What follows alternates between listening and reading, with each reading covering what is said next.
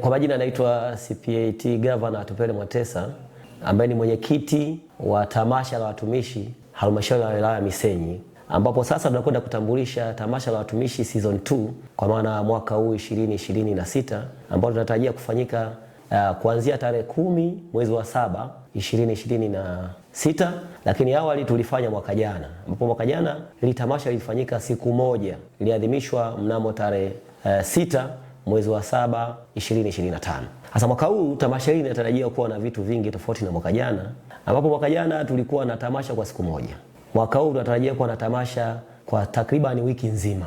Litaanza mnamo tarehe 10 mwezi huu unaofuatia mwaka maana mwezi wa 7 2026, na tamati yake kwa maana kilele itakuwa ni tarehe 17 siku ya Ijumaa 2026 kwenye viwanja vya Mashujaa.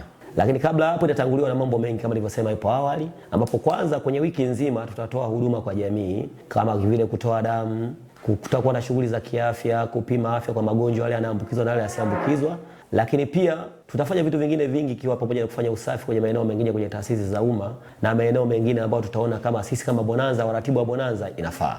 Pamoja na hayo pia tunategemea kuwa na michezo mbalimbali ambayo kwenye hiyo wiki nzima tutakuwa tukiifanya, ambapo ratiba itatoka rasmi, lakini tunatarajia kwamba michezo hiyo inaanza kuanzia angalau mchana, kuwafanya watumishi wote washiriki kujenga afya zao. Pamoja kufanya kwa Bonanza ni kwa ajili ya kufurahishana, lakini pia ni pamoja na kujenga afya za watumishi. Pamoja na hilo, tunatarajia pia jioni yake baada ya Bonanza kufanyika siku zote hizo 7 siku ile ya kilele, ratiba itakuwa imepangwa kwamba asubuhi tutakuwa na maadhimisho kwa maana ile ya kilele, na pamoja ambao yatahusishwa na mgeni rasmi atakayekuepo kwa siku hiyo.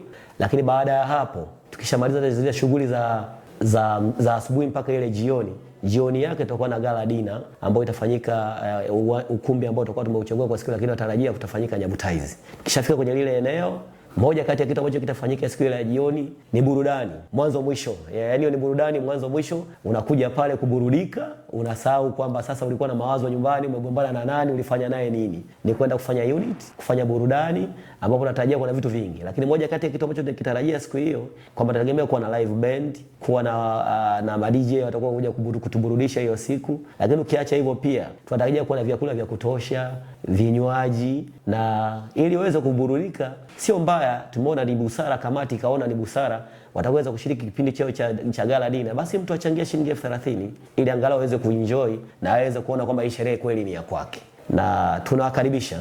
Mimi kama mwenyekiti ningetamani kama kwenye kila idara ambazo tumezichagua kwa ajili ya michezo, kwa maana kama tumechagua zile idara zetu mama 5 ambapo tuna utawala, kwa maana kwamba wao wanahusisha watendaji wa kata na vijiji na watu wengine ambao kwenye extension officers ambao kule pembeni. Lakini pia tuna idara ya elimu msingi na awali, tuna idara ya elimu sekondari, lakini pia tuna afya na sisi headquarter ambao tuko hapa makao makuu. Kwa hao watashiriki michezo yote ikiwemo football, ikiwemo basketball, lakini na netball. Kwa hiyo tunaziomba na tunatoa rai timu zote ambazo nimezitaja ziandae michezo yote ambayo wamejiandaa. Kutakuwa na karata pia, kutakuwa na bao na kuvuta kamba, kuna wale wenzako kukimbia na mayai na michezo mingine yote ambayo tunaiorodhesha hiyo siku ya burudani. Natoa rai na nawakaribisha sana, usiache kushiriki mchezo wote. Chagua mchezo unaweza kuushiriki, karibu ushiriki. Baada ya kusema nawakaribisha sana, mwaka huu nadhani tamasha litafana sana, na ndio maana tumeita tamasha la watumishi season 2. Karibuni sana.